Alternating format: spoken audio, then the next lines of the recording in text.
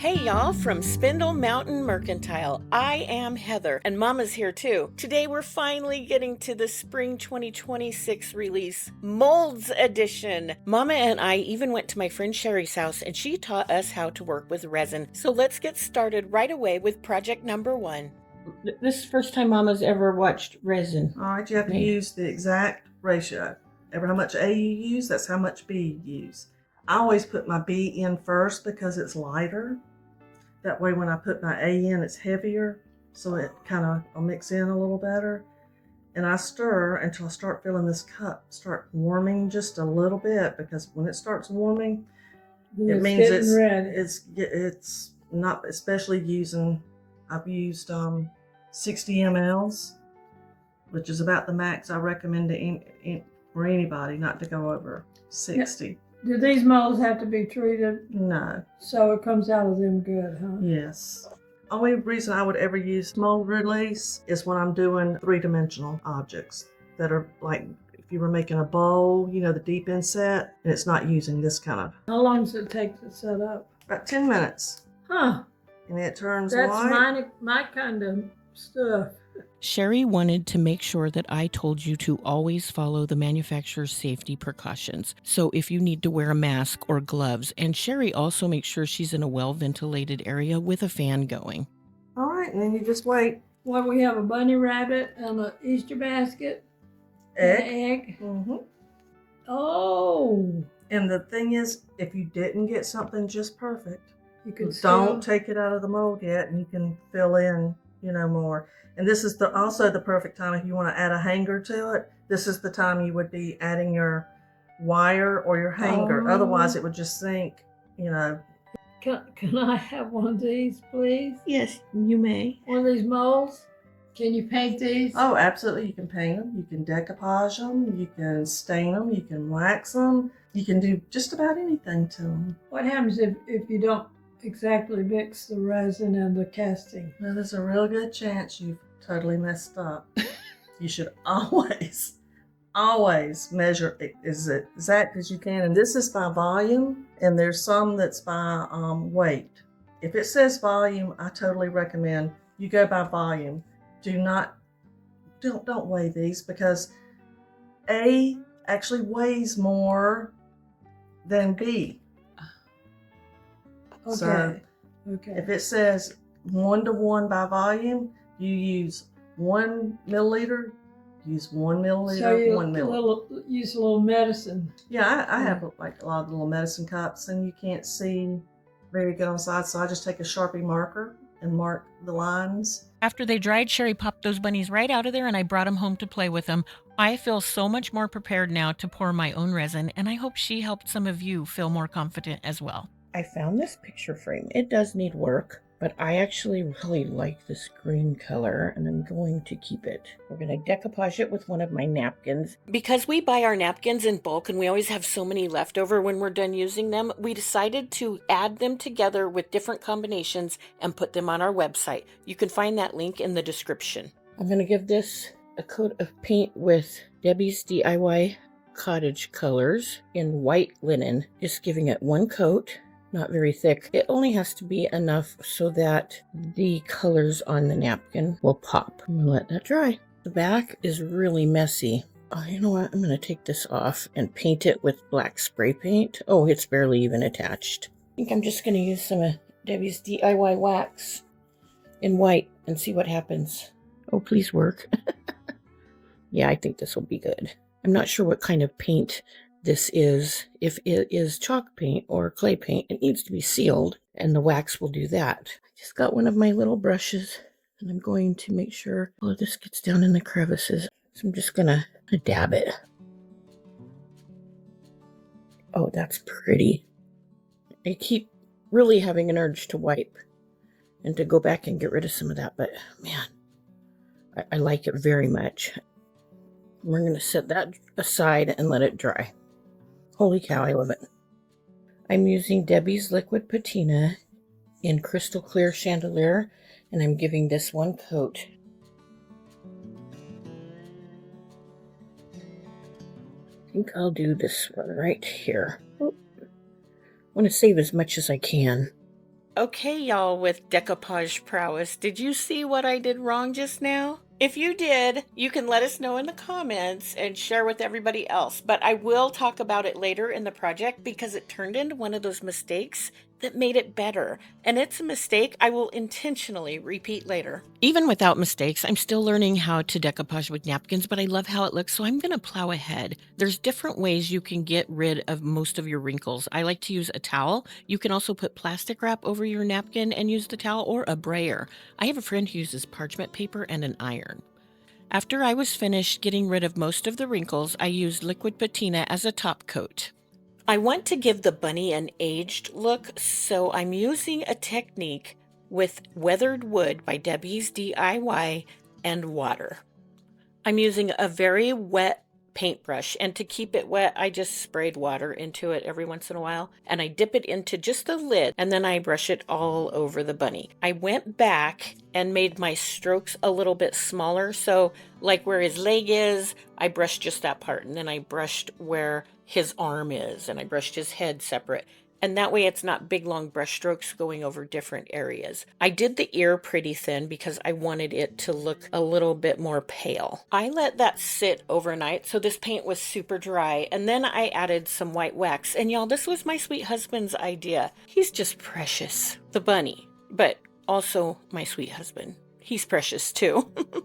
To make sure I get the bunny where I want it exactly on the glass, I'm putting the glass on top of a jar, and then I put the frame on top of that. So now I'm going to place the bunny right above the frame on the glass. 2-part epoxy or E6000 would probably both work very well for this, but I decided to use my super glue with the accelerator. I got this at Lowe's, but they have the same thing on Amazon, and I'll leave a link for that in the description. When I'm doing this, I have a fan going and I have 2 doors open. My husband's really, I want to say paranoid, but I guess he's just smart because he doesn't want me to kill any brain cells or get high while I am working with glue. Make sure you follow the directions and are safe when you use glue, especially if it has more than one part. I can't do all of this right here because I don't want it to get close to my face. I put the super glue on just with the nozzle of the glue bottle, and then I sprayed the entire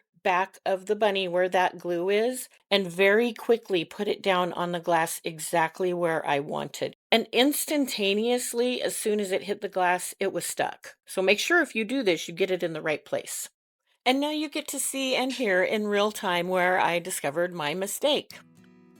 I'm going to tear the edges while they're still wet. Well, maybe not. Yeah, I think I can. Oh my gosh, I forgot to. Oh, you guys, I made a mistake. Y'all, I forgot to separate the plies of my napkins. I know a lot of you caught this before I did. I was like, oh no, what am I gonna do? I tried to maybe pull it apart, and then as I was looking at it, I thought, you know what? I don't think I dislike this. I like the wrinkles. It looks like crackle. I can't believe I did that. Why didn't y'all stop me? I kid. No guilt involved. Like I said, this is a mistake I will intentionally do again. I got out a clean cloth and put just a little tiny bit of wax on it. Then I rubbed the towel against itself so there was hardly any wax on it. Then I very gently rubbed it all over the entire napkin. Something else that made this mistake very beneficial is when I painted the bunny darker, it no longer looked really good with the light colored napkin. Making this napkin dark with that wax made it blend better with the bunny. Hey y'all, I just wanted to interrupt this video and let you know why my audio has been so wonky throughout the whole thing. I've been using my phone mic and my sometimes broken mic, which replaced my all the time broken mic, to do my recording. My sweet husband ordered me a new mic, and of course it came today, and he installed it after I already did a bunch of the voiceover, and I just didn't want to re-record it. But I'm not complaining. I mean, I have a real big girl YouTube creator mic now. Check this bad boy out. I mean, now I can do this. Luke, I am your father. And I can go, oots, oots, oots. Okay, I won't be doing that a lot. When I'm filming. So the good news is you won't have to listen to crazy audio in future Spindle Mountain Mercantile videos. Now, if we can just get the video part fixed, right? Okay, now back to your regularly scheduled program where you can check out my picture of the bunny. The bunny. Don't you want the bunny? Thanks, VeggieTales.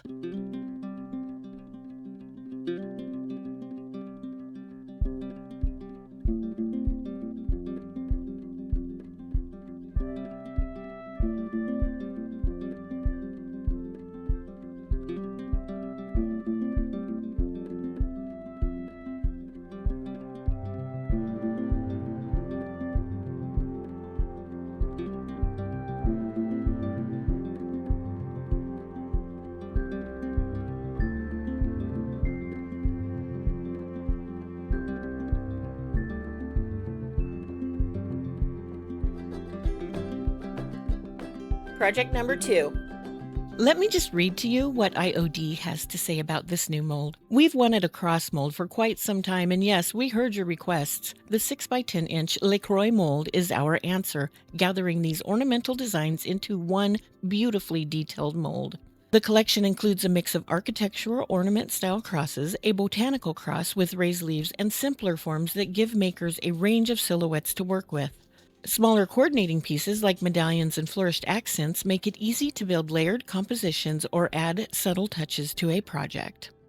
I'm using Iron Orchid Design air dry clay to make this cross, and it is super easy to use these molds. It has a little ridge around the top called a micro rim, and it's almost like having a knife. When you wipe your finger across that, it's kind of like it just cuts off the excess clay. After I remove that part, I rub my fingers across the back of the mold to make sure it's as flat as I can get it. And then I just turn over the whole entire thing and peel back a corner. If the mold doesn't come out automatically, you can start it with your fingernail or a pin, but this just popped right out. And y'all, I didn't even use cornstarch in this the first time. After Sherry's resin pouring lesson, she gave me a big box full of stuff she had cleaned out from her closet she didn't want anymore. I got home, found this mirror that she had painted, getting it ready for me to put a mold on, and I thought, man, this looks familiar. Well, then I looked closer at my new IOD spring release, and lo and behold, there's that little cross. Doesn't it look like these were made to go together?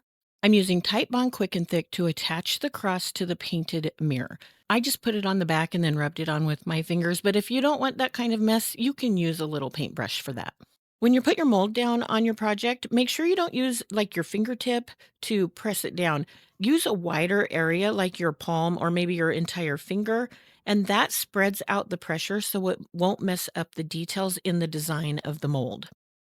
I used Cottage Color by Debbie's DIY in vintage linen to paint the cross and to fill in where the mirror is just a little separated from the frame. I started painting the filigree that goes around the frame, and I realized I didn't need to because it's such a close white. And I'm putting another technique over this that's really dark, so it doesn't really matter if the whites don't match exactly. I am really digging how weathered wood with water is like a whole new distressing medium. When I use it, I start in the place where I want the darkest bit of paint to be, and then I work my way out. So I did that where the filigree attaches to the frame of the mirror, and I also did it at the ends where they kind of flip around and meet back together. For the frame, I kept the paint pretty thick, and then worked my way inside onto the mirror surface. And then I did the cross the same way I did the trim around the outside of the mirror. I also used a little brush so I could get more of that dark wax into all the little crevices of that cross. Then I took that bigger brush that I had been applying the paint with, and I just kind of moved the paint around the mirrored surface to make it look just a little bit more even. I set it aside and I let it dry overnight. When DIY paint dries, it dries to a different shade than how it looks when it's first applied. This is also lighter than what you just saw because I'm now working in the morning with the bright light coming in the window. And when I was putting the weathered wood on, it was last night and it was darker in my house. I'm adding white wax and I'm just using a soft towel and putting it everywhere. I want it to be as far down in the crevices as I can get it because weathered wood has to be sealed. To make sure I got wax down into all the grooves and crevices, I got out my trusty little mushy paintbrush that I don't care what happens to it. It can be destroyed. And actually, when I use Debbie's brush cleaner to clean it out, it gets pretty straight again. So that's good. Anyway, use a brush for this that you don't care much about. I put it down in all the grooves and I also pounced everywhere. There is a dual purpose for doing this. First of all, DIY paint is clay-based, so it's water soluble, and that means it has to be sealed. Secondly, it just looks amazing. I cannot believe how easy and fast this project was, not counting drying time. And plus, it was cheap. Even if I have to go buy the mirror at Dollar Tree for $1.50, this is something definitely worth making again, and I will let you know later on how quickly it sells. I will probably put $14 on this in my booth in upstate South Carolina.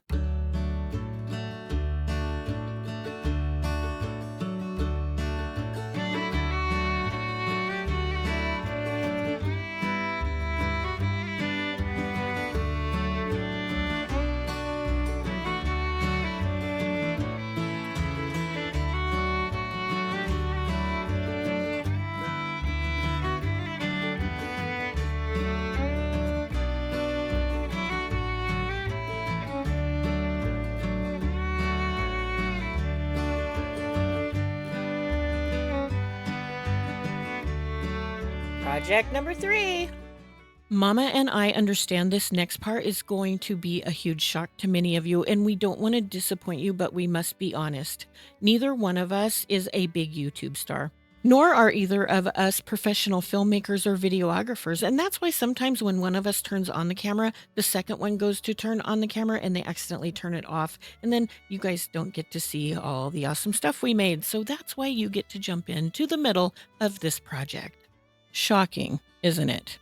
With y'all's help, someday we may become big YouTube stars, but I don't know if we're ever going to get that other stuff right. Before we got this far with this project, it was an old handmade wall sconce that held a candle. It was stained very dark and probably covered with polyurethane because it was super shiny. Where y'all finally got to jump in the middle of the project was after Mama had made the mold, and she did such a good job. She had to cut the edges of the cross so it would fit, and I mean, it looks perfect. And she glued that on, then painted the entire thing twice with crinoline, and then I wet distressed it. And for wet distressing, we just use a wet towel or rag and we wring it out real good, and we keep rinsing it and reusing it until we rub everything to get the look we want. And by this point, what you're watching now is where I'm finally adding clear wax. The reason I'm using clear wax is because once it dries, I can add another dark wax over it. And if I put too much on, I can pull it back with a towel or a brush. For the dark distressing, I'm using Debbie's DIY dark wax. And originally I thought I would only apply it to the cross and then rub it off. But when I went over the edge of the cross and got some on the wood, I had to go back to clean it off. And when I was cleaning it off, I smeared it first. It did come off, but when I smeared it, I kind of like how it looked. So I decided to put it all over the entire sconce. Not like really solid, but just enough to give it another dimension. There are brushes that are specifically made for applying wax, and I have a couple, but I just don't have them with me. In the description, I will leave a link to where I found those on Amazon. Before the wax dried, I wiped it back with a dry towel to get the effect I was looking for. Sometimes I wiped off a little too much, so I just went back and added more wax back onto it, and then wiped it off with a lighter touch.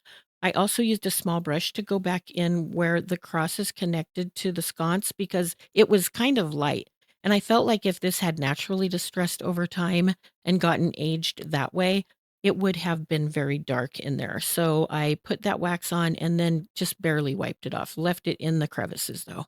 I'm making a floral arrangement with these flower heads, and this is a really good way to start floral arranging if you want to try but you don't really know how. I found these on Amazon and they come in a lot of different styles, sizes, and shapes. If you buy something from Amazon by using my link to get there, they will give me a small compensation but won't change your price. The most important thing to remember when you're buying these flower heads is to look at the picture that shows you the size, the shape, the styles, and the quantities of each one.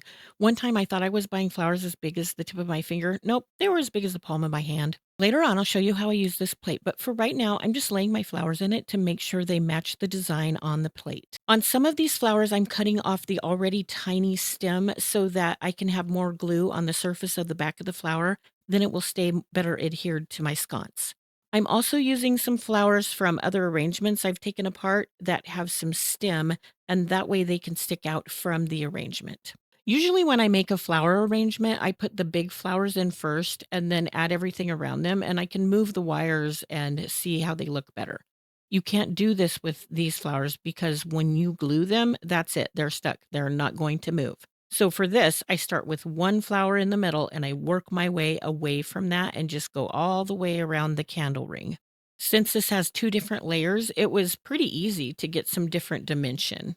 Sometimes I wanted the flowers to stick up more than the others, so I actually added glue to the petals of the flowers and attached them to other flowers. Whenever I put something in that had a stem, I put the glue where I wanted it inside the arrangement. I did not put the glue on the stem or the wire because when I push it through the arrangement, it would rub off on the other petals. And once those were in place, I added glue to the spot either on the sconce or another flower where that bud or small bunch of flowers would lay. When I finished getting the flowers all the way around the candle holder, it was time to attach my plate. And I did this second because I thought it would be too hard to put the flowers underneath the plate. To attach the plate to the candle holder, I used two-part epoxy, and I think I used Gorilla brand. I also have Super Glue brand from Dollar Tree, but my favorite by far and the cheapest per ounce is this JB Weld that my sweet husband found at Harbor Freight. Follow the manufacturer directions, but mine said to mix it until it was white. Took about 1 minute. And then I just put it on the rim of the bottom of the saucer, and I put that on top of the candle holder. Then I propped up the whole sconce and put a book on top of the plate and left it there overnight. When I woke up in the morning, it was ready to be displayed, and I chose to put a candle on it. But you don't have to do that. You could put a figurine on it, maybe a little small New Testament. Anything you put on this, it's going to be beautiful decor.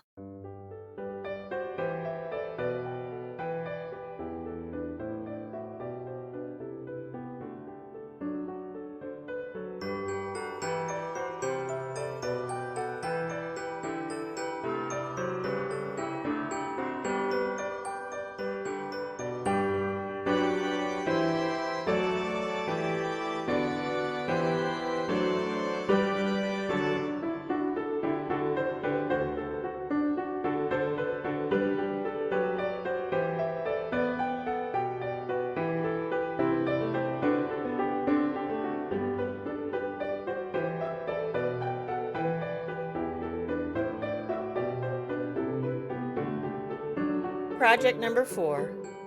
For this project, I'm using the new paint inlay from Iron Orchid Designs Spring 2026 release. I didn't know this was going to be a project, but funny story, I usually don't know that I'm not filming. Well, I didn't know I was filming when I did this part. And I thought, you know what, this turned out really neat. So I'm going to show y'all. I had a frame in my stash that I wanted to sell as is, but it had just a picture of the barcode on the inside. So I wanted something to make it look better on my booth shelf. The frame has two little birds on it, and I decided putting this bird in the nest in the frame would look really good with those birds. I found this footage when I was doing my editing, and it starts where I'm actually removing the paint inlay after I put it on the wet paint and let it dry. Paint inlays are like transfers, but instead of being made with ink, they're made with paint. So when you get that paper that the paint inlay is on wet, and you put it on wet paint, when it dries, it becomes a part of that wet paint. Then you just get the paper wet and remove it, and voila, this is what you have. Originally, I wasn't going to do anything to the frame because I liked it as is, but once I put that bird picture in, I thought, okay, well, I could make these birds match that bird. So I got out my Debbie's DIY dark wax and a brush, and I put a little bit of wax on each of the birds. Not a lot, but I also didn't wipe it off. So it is quite a bit of a difference. And now the whole thing is like this piece of art. And I thought nobody's going to want to take that picture out because this thing looks so good. Okay, wait. If they have a cute puppy or maybe their grandbaby or something, they might want to take the artwork out of this picture. But my whole point is now it looks really good in total. Wouldn't you agree?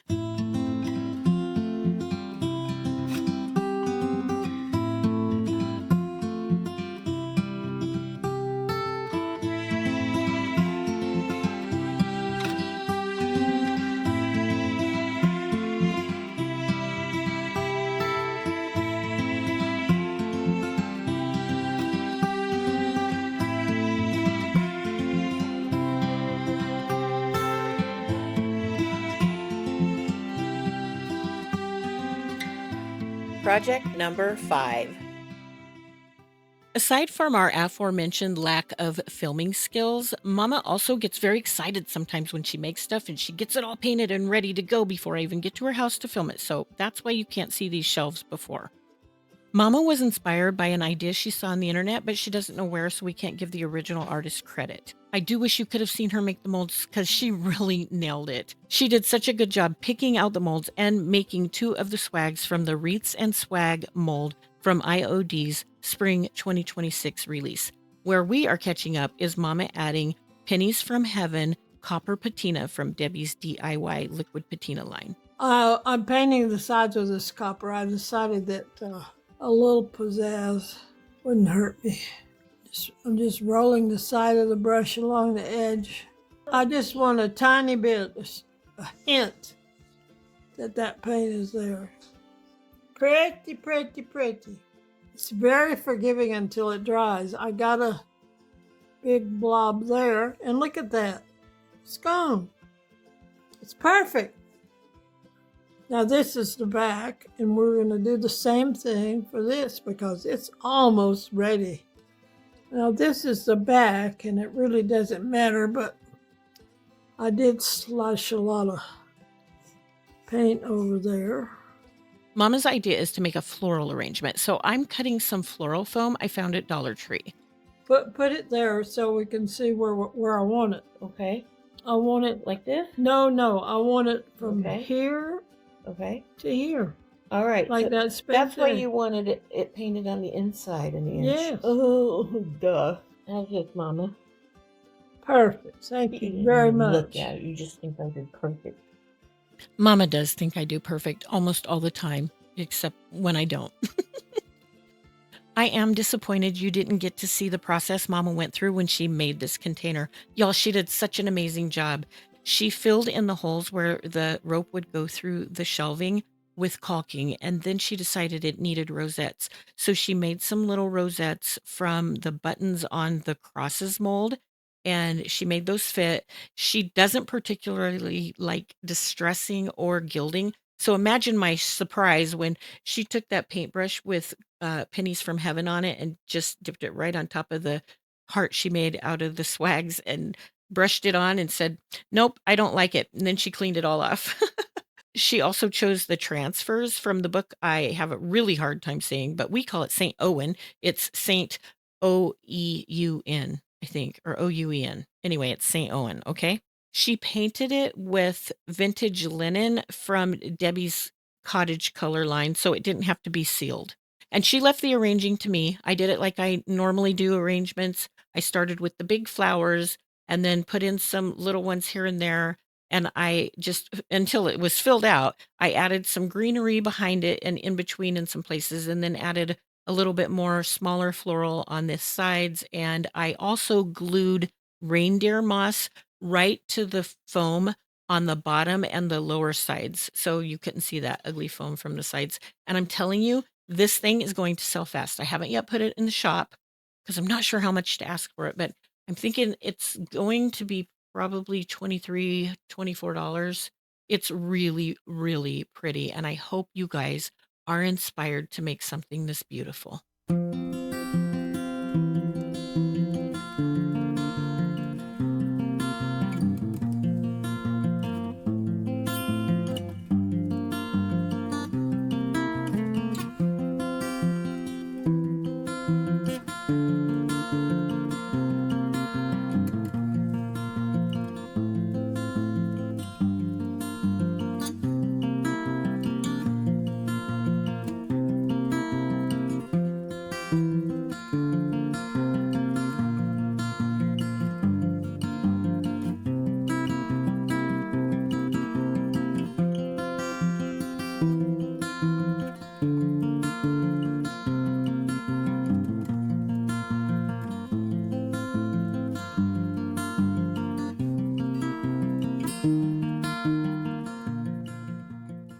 For this week's bonus project, I'm once again sharing with you what I found in my stash this week that doesn't have to be upcycled, refinished, or restored. These are things that can simply be cleaned and priced and taken right into my booth. I show you these things to hold myself accountable, to stay out of the thrift stores and in my storage buildings, which severely need to be cleaned out. I feel especially blessed to have these finds, which I found in $4 boxes I got at a yard sale, making each of them about 5 cents to a quarter. And that includes this rare 1800s German Dresden porcelain compote. It's in mint condition and sells for quite a bit on eBay. For this one, I'm going to go to my shop owner and ask her what her opinion is about what I should ask for it.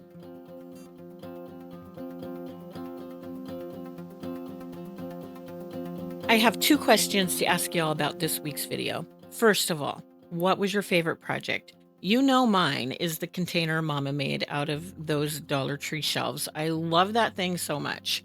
My second question, are y'all going to stick around even though now you know we're complete scatterbrains and not big YouTube stars? I hope the answer is yes. I really appreciate those of you who already keep coming back. And those of you who are new here, I hope that we didn't burst your balloon too much, but welcome to our channel. I hope you'll consider subscribing. Go check out our comment section and see how awesome our viewers are. Our website is up and running with all of our IOD. We've also added our complete line of Debbie's DIY and some napkins. So if you want to do your own decoupaging, you can find a really good deal on napkins there. And we are going to add some of our projects. I'm not sure which ones yet. I have to get together with Mama and we'll figure that out. So go check that out at spindlemountainmercantile.com. If you liked this video, we hope you will give it a thumbs up and hit the notification bell so you won't miss any new videos coming up. Until you see us again next time, Mama and I hope you have a wonderful week. And as always, we hope you are blessed. Bye.